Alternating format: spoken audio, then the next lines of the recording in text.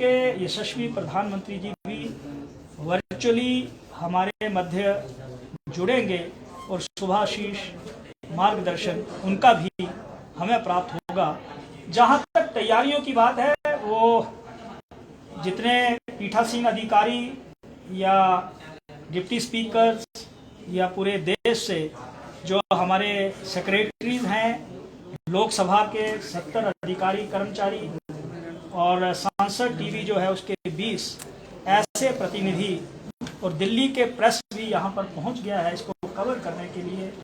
तो होटल की उत्तम व्यवस्था कर दी गई है, गाड़ियों की व्यवस्था कर दी गई है। एक बात मैं और कहना चाहता हूँ कि जब कोई व्यक्ति किसी प्रदेश में जाता है तो वहाँ की संस्कृति की झलक जो है वो भाषण में कम, व्यवहार में ज़्यादा दिखनी चाहिए।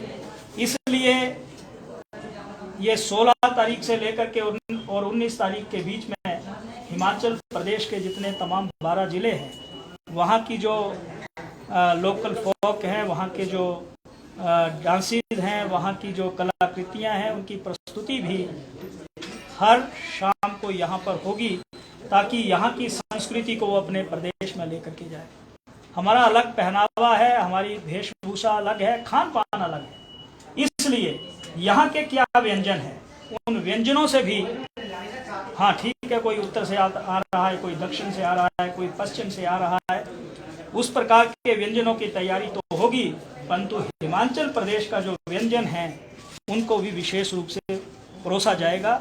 ये भी मैं आपके ध्यान में लाऊंगा। सर, जो चर्चाओं के लिहाज से हम कितना जो है महत्वपूर्ण इस तरह के सम्मेलन को मानते हैं, ये तो वैसे भी ऐतिहासिक है और इस विधानसभा की जो है अपना एक इतिहास रहा है और यहाँ की परंपराओं का जिक्र जो है देश भर में होता है।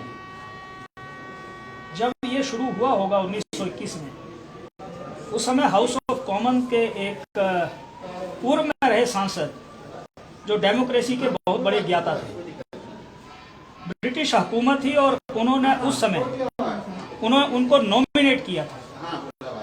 परंतु 1925 में जब ये विधानसभा अस्तित्व में आई तो उसके उपरांत जितने भी पीठासीन अधिकारी बने, उन पीठासीन अधिकारियों ने डेमोक्रेसी के लिए क्या कुछ नया हो सकता है, उस प्रकार की जो प्रोसीडिंग थी उस समय विदेशी हुकूमत ब्रिटिशर्स को बताई और वही जो राय थे, जो मशवरे थे, वो मशवरे आगे बढ़ते गए। और जब हम आज़ाद हुए तो हमारी जो एक डेमोक्रेटिक सिस्टम है, हमारी प्रणाली है, उसको कैसे मजबूत किया जाए, उस समय के सुझाव वो कारगर सिद्ध हुए।